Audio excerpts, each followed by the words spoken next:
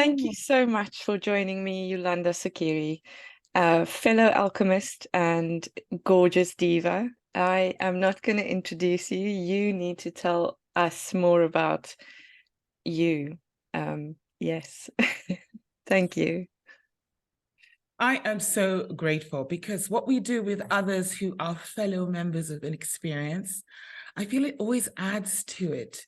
It's like instead of just getting a particular flavor, you get something much richer. So I may surprise myself. I believe all of us do, but here goes an 11th hour introduction. So it's always beautiful to know that this is also part of a Creativity Month theme. So I'm going to be a bit more creative with my introduction. Yeah. It's true that a lot of what I do is called to express itself in the form of the word. And I've started using the term, I'm an Ubuntu poet. So Ubuntu is a way of life. It's a community exchange.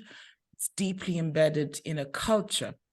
And often we say it's of African heritage, a particular part of Africa. But what is so beautiful about the Ubuntu energy is that creative spark that recognizes that it's in our wholeness, our individual wholeness, that we are interdependent.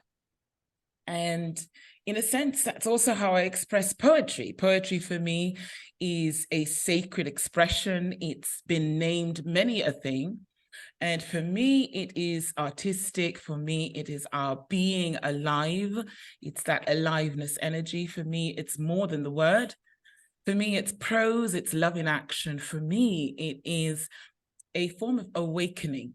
It's a song. It's a mystical song.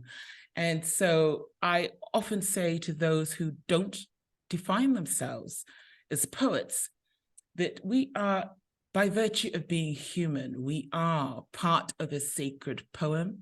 And by virtue of being human, we are inevitably poets at heart. So it might not have spilled out on paper as yet, but I trust that with your loving support and guidance, and it's Creativity Month, we will be able to listen and engage in this conversation with our own particular flavor of Ubuntu poetry that exists in all of us. So yes, it's Ubuntu, it's poetry, and it's also mentorship, particularly around joy. And the way I view joy is it's justice, it's opportunity, and it's yearning. So, of course, like a lot of things that I do, I love long form. I could talk till the cows come home, I believe the British say. But in essence, I drill it down at the end of the day to normally an acrostic poem, 3 words, 2, 3, 4 words maximum. And those are the core, they're the heart of the message. So in my view, there is just no joy that can be fully expressed without honoring the justice that has been created by our full participation, by recognizing the multiple opportunities that exist. And those opportunities are to be lovingly supported and to be enriching for all who participate. There's nothing sort of, I would say, fixed or rigid, which is why I love the fact that there's yearning in my definition of joy. It's recognizing that we are lifelong learners, that we can, by virtue of a joyous expression, engage in first-time experiences, pretty much like this one, you know, our first conversation. Yes. And see what comes through, express our humanity and express what I call soul. And I mean, again, not to create any kind of either trigger, which feels like it's an overused word, or just simply hesitation or a sensation that we want to kind of step back. No, the invitation is to consider the word soul as a skin. You know, it's the largest organ in a sacred body. So I could get specific and start going down some avenues that have been defined as religious, and that would, from my perspective, be like looking at a body and sticking to only just individual organs. The invitation I'm offering is one of the skin. Mm. Whatever distinct organs you have, whatever diseases or ease you have in your particular organs, let's breathe and let's recognize that our pores on the skin with care, and it does take care, can be a form of deep protection. And it's simply precious to know that in the right context, with joy, our skin will glow. So for those who are in an experience that allows them to consider exploring motherhood, the tendency is to say, well, that's a conversation limited to women. My invitation would be to say, let's look at it in terms of the divine feminine essence within all who have a human envelope. And let's lean in and let's consider this a creative exploration. It's like that conscious parenting thing that people are talking about. Yeah. If you invite that kind of experience to step into your field, it's not necessarily because you are parenting a child, but maybe it's because this is the invitation, I would say, your soul is inviting you to step into. The natural glow of your skin. Mm.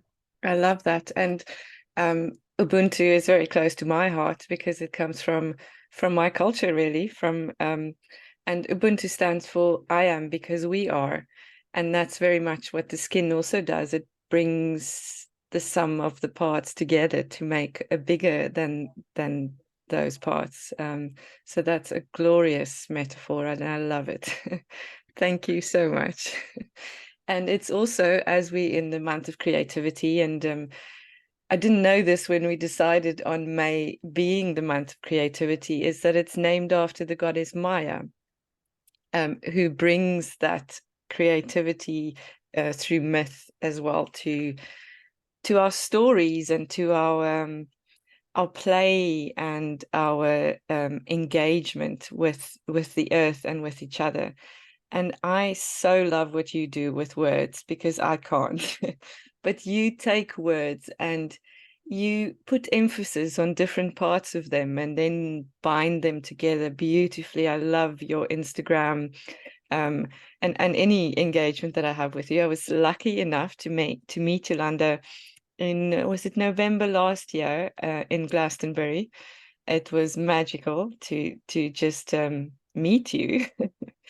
Yeah. So tell me a little bit more about how you came to where you are now. How did, because you do magic. You create magic with words and ideas and putting them into words. What inspires you and what brought you there? You know, I firstly thank you for the question. And I, you know, with a lot of these kind of deep meaning-making explorations, there's a temptation to feel like there would be an answer at the end of this. And for those who are listening with such deep patience, I invite you to relax into this, because I do not promise an answer, but I will do my best to share some of the questions that I've sort of been juggling and some of the processes that have worked for me, and will gladly walk us through those that I feel are there for all of us to explore in our own unique way. And when you mentioned Maia, I mean, you know, again, the beauty of constantly learning as we encounter the conversation in the present. I had no idea about that particular aspect, but what is so enlivening is I have been saying for over a decade now that if I was to define part of what enlivens and lights up my soul, it's the idea of stories. What are those stories that we share, and what are the ones that we don't share, but that are taking place between our ears and influence us? Mm. And I find there's such truth in those three key words that you explore, which I'm not going to pretend I've learned by heart, but from my heart, I continue to see them as the notion of ideas and the notion of impact. So my apologies, I'm not attempting to, so let me look at my paper. There you go. The missing one was inspiration. So inspire. Mm-hmm. Stories do that. Stories are an oral tradition. They're not limited to the written symbol. They are intergenerational. They are a form of communication that is relationship building. That's the intention. So though you didn't call in the word intention into those three, I believe that's the foundation, you know? There is an international awareness when we're exploring the creative field that an idea has embedded in it intention. For it to truly inspire, you go back to the grounded intention. For it to really, truly flourish and thrive beyond the individual that spoke life to that idea, and for it to create wider impact, there is intention. And so when I look at stories, the word itself, stories spoken out loud, so going back to the heart of how I engage in a process, what's that childlike component in our being human that invites us all to lean in? It's the oral, it's the oracular component. It's the part that says you have it all within you already. Because I think we can recognize that there is this line between the words that become linear and written down that invite you to acknowledge what are those skill sets you've already got. You either know how to read and write, or you don't, would be what lies on the surface. Again, I go back to the skin analogy. But beneath that, what truly nourishes the quality of skin, what truly nourishes your soulful heart knowing as you engage in the world, is deeper than that. It's not knowledge. It's not information. It is, in my view, a deeply held, intuitive form of intelligence that is harmonious with your emotions, harmonious with your physical truth, harmonious with your soul and sacred and sovereign expression, and says, speak it out. So the spoken word, those stories, for me, their intentionality are to store ease. Stories. Oh, wow. Store ease. It invites that slowing down. It invites us to hear and to be in alignment so that we on a human journey can say, yes, we lean in with those physical human external ears, but it's simply to take up more room for that inner ear. At the heart of the word heart is the word ear, the inner ear, where the listening is, you are listening for what's said, but you're also listening for what is not said, what is yet to be articulated. And in that listening, you are anchoring in your deep knowing. It's not a form of authority. It's a deeply beautiful relationship that is humbling, that is confusing, that is deeply human, and says, crazy as it may seem, I know the rest of that sentence. I lived the rest of that sentence. And so to come back to what you said at the very beginning, I know the word Ubuntu. I come from that culture. And here we are, two human beings in the envelope of cisgender women. On the skin, two different journeys. I'm a black-bodied being, you're a white-bodied being. And yet I know beyond skin that you're a member of my kin. It's in the word, skin. There are those of kin who look like me, and there are those of kin who do not look like me. And there are those of skin who look like me, who are just not kin.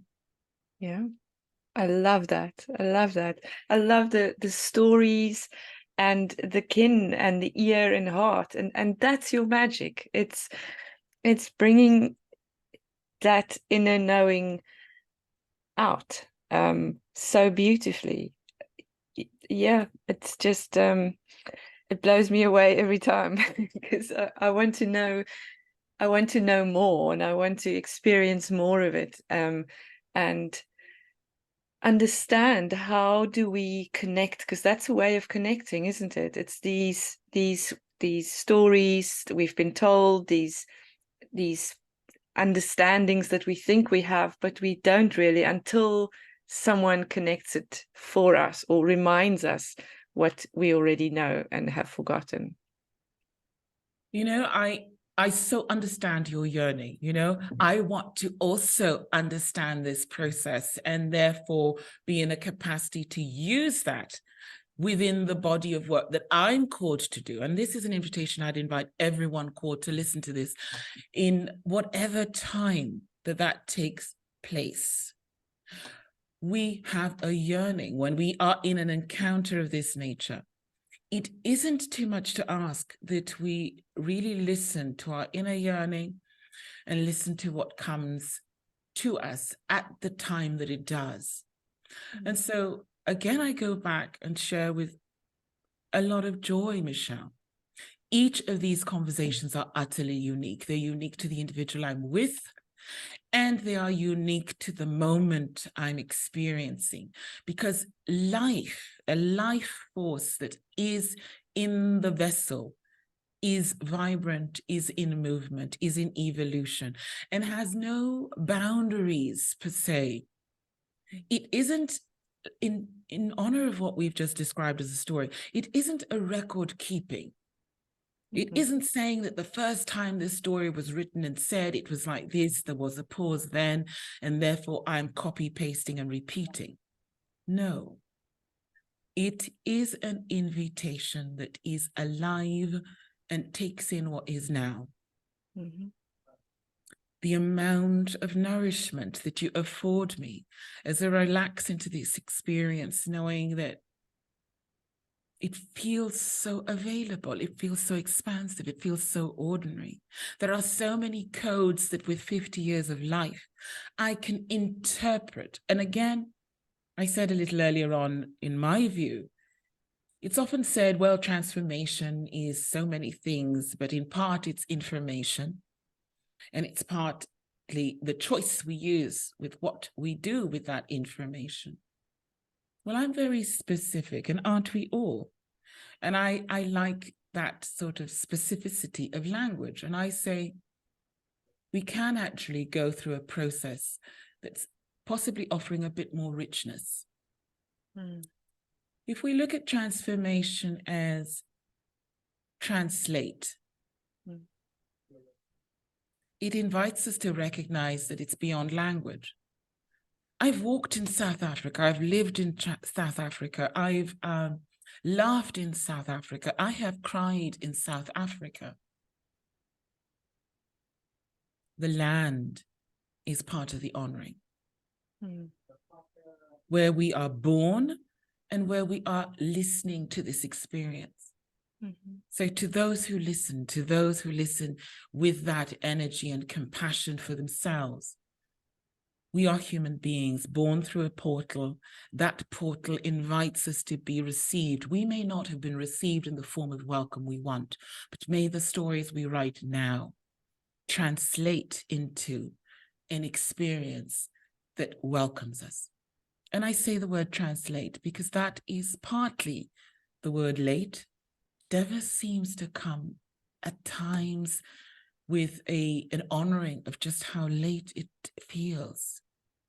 You know, I wanted more welcome then.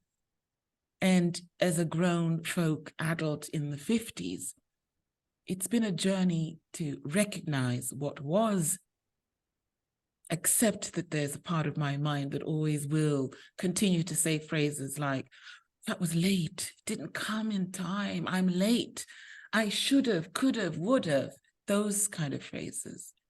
And each time I say the word translate and visualize those two components that come as one, I relax my shoulders. What is late? What is late when actually the whole word is, I've had time to translate. I've had time to interpret. I've had time to savor and to do the work, the therapeutic work, the embodiment work, the movement work. It's a movement. I've brought into my life people who've carried me at times when I couldn't carry it. Because as we know, when we are in Africa, the reminder, the spaciousness of that land, the relief of that land, relax. We were never meant to do it on our own. And the first part of the word translate is the word trance. There is a sleepy state. There is a numbness. There is a trance-like thing that has taken place in the human family. And I'm deeply grateful for sentient life that is expressed through animal life, plant life, and all that is beautiful that may not be considered animate, but in my practice, I recognize that expressions of duty, expressions of beauty, expressions of life obligate us to recognize that trance state and to be in non-judgment of it, and to maybe, possibly, be inspired by a very much othered, marginalized community, the trans community, very much alive. Very much alive. I don't speak with an individual lived knowing. I speak with a deep, deep awe and admiration for the trans community that are embedded, if I have to look at an external movement that stirs me to continue to lift up and be beyond my limited, trans, forgotten, sleepy state. It's this trans community who take the flavor of their humanity with deep integrity. They take this work of responsibility with each individual to see the wider interdependent message deeply at heart. And so I'm glad that I received the word trance as the core word, the root word in the process that I invite people to reflect on. Translate, transmute, and then transform. So having just explored a little bit of what that trance foundation is, it exists in the word transmute, it exists in the word transform.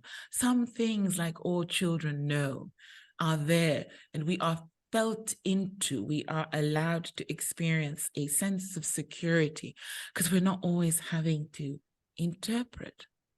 Yeah. Some things we just know. We simply know. And that is part of the process, allowing our humanity to speak life to, out loud, the things we just know, in order to be comfortable with that consciousness, that creative connection that says, there's so much we just don't know. Yes, there is so much we just don't know. But there's always a yearning to connect to more. For me personally, and what you've said now, there's so much beauty, and I wonder what your perspective would be on the role of separation within creativity, because I've been thinking about this quite a bit in our journeys, in our individual journeys, because most of what we journey through life is individual. You know, we come into the world on our own, really, and as you say, we are welcomed or maybe not as welcomed as we want to be. When we transition from roles or countries or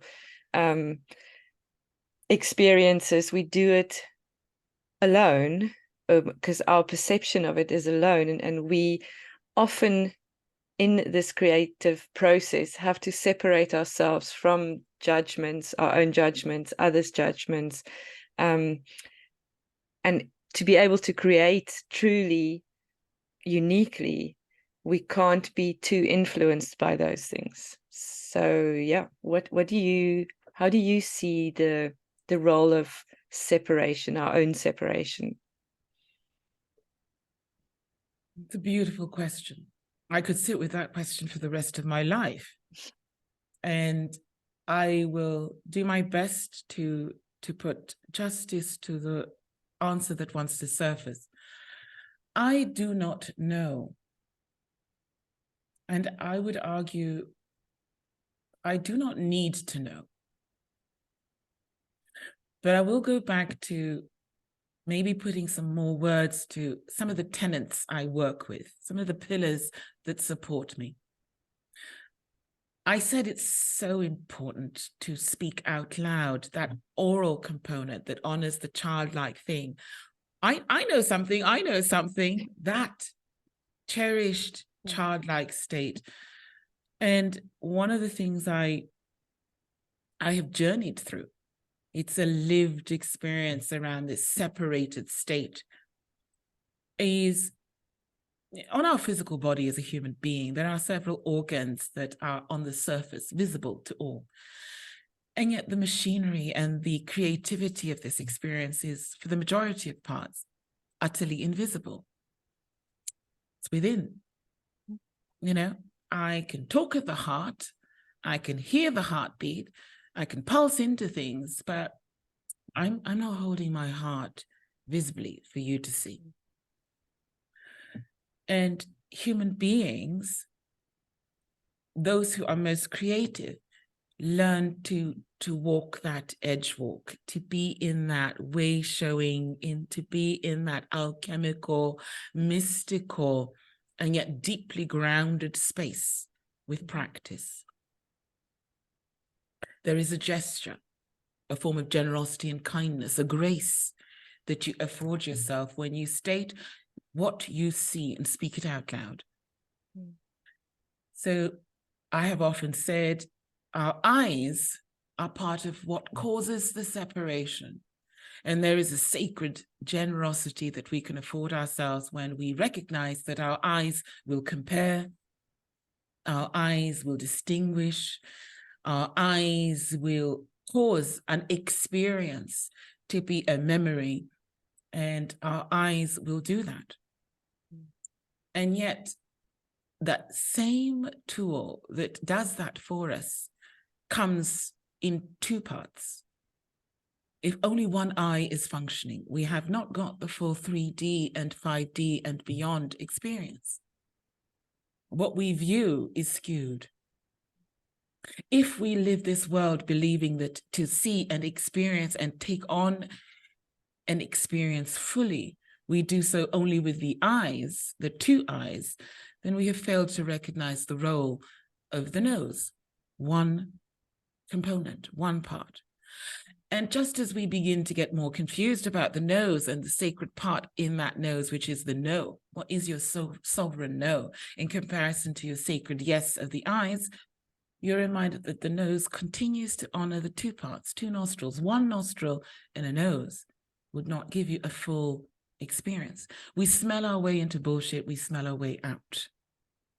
And in order to smell your way into bullshit, you recognize that if we are to use the nose only, however it ignites the reptilian part of our brain, we are not taking those quantum leaps that are that collaboration between the eyes and the nose. And yet that journey continues because we then say, well, what is this separation experience? Separation experience is a deeply human one, and it's one that is a responsibility to be carried. With time, the grown folk knows we can't speak on behalf of. And yet, in truth, we are called to speak on behalf of. To be silent in the wrong times is deeply, deeply, deeply painful. It's a cause of separation. Inner and outer separation, that silence. And so I talk at the mouth with deep respect and say that in the center of the word mouth is the word out. There are things that you need to speak out. You speak out. You're not singling out. You are speaking on behalf of what you have lived. You are speaking on behalf of what is yet to be created, a spaciousness, so that it can thrive. And this is how we surface. And the word surface is the word face. This is how we face what is before us. And before us came a whole bunch of wisdom keepers. Before us came a whole bunch of resources that are the tools that as we journey the understanding of our own deep forms of work around separation, I found that multiple people will do their individual reading. They will. You walk into libraries, you take on those texts, you walk into museums and you understand the sacred nature of artifacts. You are rested in an awareness that is beyond you, and you choose to rise to something that fundamentally surprises you. That's creativity.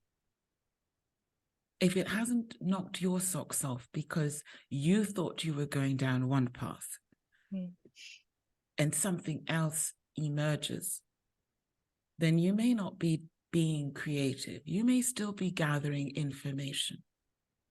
I think, as I said at the beginning, I do not know and I do not need to know, but I can answer this one part of my question, the process that has humbled me. It has made me in capacity to face what has been in my experience, and to recognize that staying in just what is mine alone is not what is at the heart of what I want to be about. I want to talk about what has undone me. I want to talk about what has unraveled me. I want to travel with others in that, and know that by traveling with them, we are honoring the part that is our own. Because there are some aspects that only Michelle can bring forth. Only Michelle. And if Michelle does not, the components that possibly are Yolanda's to bring forth may not be inspired, may not be nourished, and may not therefore impact the listener who is going to listen at their divine hour. And so separation is very real in an illusionary act of attempting to pretend we shall ever know. For maybe it's not for us to know. What do you do when you don't know, but you honor what's in that invisible space within your body? I love coral reefs. Maybe I haven't said it enough. Apparently, science says they don't have much of a brain. And yet they do so much in deep synchronicity. You can separate them, bring one to Tanzania and another to England. If it's their written hour, if it is by their design a moment to spawn, they will at the exact same moment. I don't pretend that any form of my creativity will have that kind of impact, but I know that I'm part of something created with that spark, that level of beautiful potential. It's ancient. Coral reefs are ancient. They are to be preserved. They are to be honored. They're a form of beauty that lies deep in the ocean. And the families that exist within the ocean may not appear as the same form of expression of those families that are on land. It does us good, I believe, when we recognize that a deeper design, a more wonderful creator has gone about peppering our space with all sorts of beauty. And I'm inspired by coral reefs, by octopuses, and by all sorts of beautiful things that I need not pretend I understand. But I can state, I want to honor them. I want them to feel that they have space to be too. And I want to create space so that if there's something for me to take in right relationship, I can. And I'll name my teachers. Thank you, coral reefs. Thank you, octopuses. Thank you, Michelle. That's the only thing we're here to do. That is the only thing we're here to do. Yes. Yes. To connect to the ancient wisdom that does not necessarily have a brain, according to science, as you say. I mean, octopi is a passion of mine. It's through the octopus movement, obviously. And they are such gorgeous beings. And being with three hearts is just magical, isn't it? It's kind of the misfit of the ocean.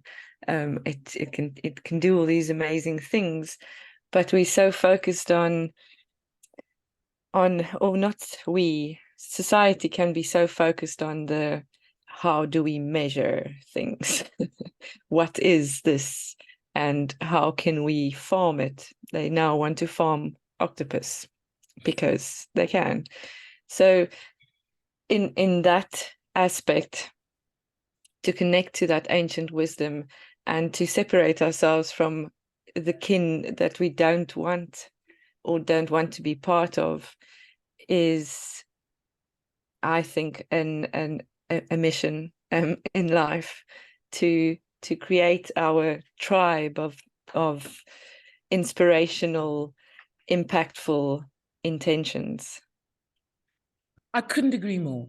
I mean, I do this work with great intentionality, as most of our listeners do, to take the time and engage in an activity of listening is, on an adult basis, a precious choice. We have got so many options. And so I don't discount the intelligence of our listeners. I don't discount their intuitive capacity. I don't discount the wealth of inspiration they have offered to others and continue to offer to themselves. And I do love what you've said. There is a time, and this is now, when our very heartbeat, all three of them, and possibly those in formation, need to be clear, need to be connected, and need to be in celebration of the power of our thought, because we are creating things that we may never see come to life at the time of the lifespan of our human life. Does that mean that we are to simply ignore them? My argument would be no. Put out those thoughts with deep intentionality. Do call in your international fabric, your foundation. Call it in like your life depends on it. Call it in because you are conscious that what you're doing now is the work your descendants will lean on. Call it in because you know that in the heart of what we are expressing, the sacred welcome within our home is being challenged. If we are to listen to the colonized mind, if we are to listen to the conditioned patterning, we would fail to know that love is forgiving. Split that into two, take it with a pause. Love is forgiving. Give it, give it, give it. There is, without any doubt in my mind, there is a paycheck so dear to the word love that we are in a state that has become trance-like, and it's not in that honoring movement mainstream that we are going to see it. It's in that othered, marginalized, outlier space of the trans community that the majority of cisgendered, heterosexual, those ordinaries will be challenged to do better, to be better, and to continue in that spirit. In that spirit. And I say this with great awareness. The invitation in a creative path is there are things that will never be for the outside, for the public. There are things that we will share only within our home. It's not because it's a sect. It's not because we are being exclusive. It's simply because we recognize that in a state of growth, there is that moment that we are nested, cradled, while we continue to chew on it, to simply integrate and initiate what's ours to initiate. We don't go banding it about in the marketplace in that stage. And then there is a moment beyond our home where we are deeply selective. I often say the words, we lead with intention, we lean with imagination, we leap with deep inspiration.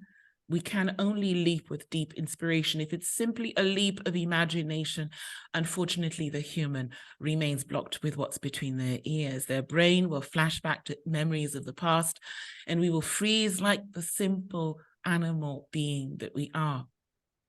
And therefore, I state in correction to what has been thrown in the conditioned mind pattern. We leap with deep inspiration, inspired by our wisdom keepers. I leap because, like Maia Angelou, she was mute for a time as I was. I leap because others have stated a state of being where the word was not honored. It circulated within an individual rather than being able to come out and impact the whole. And beyond the leap that is inspired, we therefore know: lead, lean, leap, then leave. What are you leaving behind? And what are you leaving from that space? What are you choosing to close a door to? Enough already. We're more than enough. We're complete. We are whole. When we are in places that do not celebrate that state of being, I say, pick up your hemline, skirt, or whatever you are wearing. Rise like a queen in deep silence. Put your chair back in its place and step aside. If the door doesn't open by the person who welcomed you in, don't look back. Open the door, step out. It is more than time to leave. It's more than time to leave. So it's with a lot of joy that I recognize that I don't do this on my own. I step into well-held, secure environments of what I now call, right now, a normalized, ordinary form of wisdom. How could I do you an injustice of not showing up with the best that I have to offer? It's to hurt me, it's to hurt you. And I'm not in the business of doing that. We are exhausted human beings. The time is precious. It is asking us for nothing else than the best that we have right now. Mm. Those are very deep and welcomed words. A lot of wisdom in that. Thank you so much. That is gorgeous. It's such a joy. I mean, I would love to leave people with a practical invitation, something that says, as you journal away, here's a thought. I call it a gem that I discovered in my travels. The word gem is a short acrostic. As you end your day, what can you, with the G of gem, be grateful for, be in deep gratitude for? Take time to note it, a word or two, 3, a whole sentence if you wish, but be intentional about it and reflect on the G with deep gratitude. What's the E? What's in evidence? What maybe didn't cause gratitude, but you can record as it was here. In today's, here is some evidence. Record it, because as I found quite often with wisdom, it's with hindsight that we recognize that knowledge was transformed and we can now share it as wisdom. Having lived it, we've seen the evidence, we're prepared to share. And finally, there's the M. We are seeking, we are deeply human, we have a wealth of questions. The M is for mercy. Let's speak in our gentle journal with honesty. Let's write our mistakes and ask for mercy. Mercy that comes from only ourselves. Only ourselves, beyond whatever denominational or seemingly spiritual thing. Let's at least have the humility at the end of our day to write our mistakes and simply say, as I close this day, I ask myself to be capable of receiving with mercy. That's a gem that I invite us to walk with. Thank you. Thank you. I am so grateful for spending time to have connected with you, to learn from you so freely. It is inspirational, truly. How would I direct people to you? How can I share more of you? Well, the invitation I always say to people is, there's two things. In the online space, there's a lot of talk about websites. Mine is www.yolandasokiri.com. You're welcome. It's in evolution. I often say it's an act that reflects me completely. It's colorful. It's challenging. It's consciousness work. And it truly is a creative act that was collaborative. And as always, I wish I could do it all again, but it is what it is for now. And I often invite those who've invited me in spaces like this, speak of what you've cherished. And if they need to see me, feel me, and hear me, a space that's a little bit more fun and playful is Instagram. And for me, that is currently using the name that my mind felt called to share into the world, Poetic Soul Healer. And as always, there's a bit of a pause. So it's poetic_soul_healer. I love every part of it, the 3 words, and in particular, the underscore. Because the magic is in the pauses, I think. When you're with kin, you don't have to say much. You function in code. Thank you. Thank you so much. Thank you. Thank you so much. I mean, there was nothing rehearsed, and yet you brought Ubuntu, and I love that. Thank you.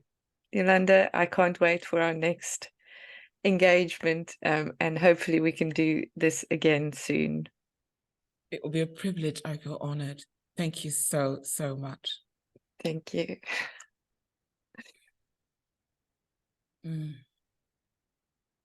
That was magical. Thank you. It's a real privilege. Well, I trust that you've heard this, and if you haven't, I want to remind you, for you to remember again. The work that you do is beautiful, and the manner you do it is beckoning, and it's truly invitational. And the invitation I would love to remind you is all that you do to remove the fuss, all that you do to remove that temptation for distraction, all that you do to make it so ordinary is deep work. And not everyone is in the capacity of doing that deep work. But I sense that our crystal friends are with you. I sense that nature knows what she's doing. And I sense so deeply that this is one conversation amidst many. I've learned a lot with you. You came whole, well, and healed. I love the diagrams behind you. I love the photos. I love the sense that you welcomed me into your home, into a living space. I didn't say it in our recording, but I felt it as I spoke. Thank you. It is much appreciated to be seen. And I am very grateful for you, because you bring so much home with you for me. Thank you. If there's anything you need, remind me, please. If I failed to do justice to what you are looking to explore, come through. I love you very deeply. I learn a lot with you. If there's something you need, tell me. I'll fill in the form as best as I can. No problem. And excited. I'm very excited.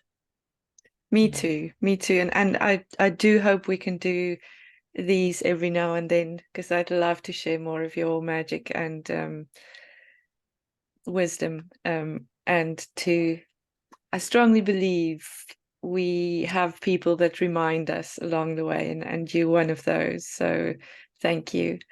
Yeah, I will get this out, and I will share it with you as soon as I can, because I think this is such a gorgeously beautiful message that you shared. Thank you. I'm honored. I look forward to doing justice to it, and then I can pop it into my spaces too. Yes. It's just going to be beautiful. Thank you so much, Michelle. Thank you. Thank you. Congratulations. Bye. Love you millions. Thank you. Bye-bye. Bye.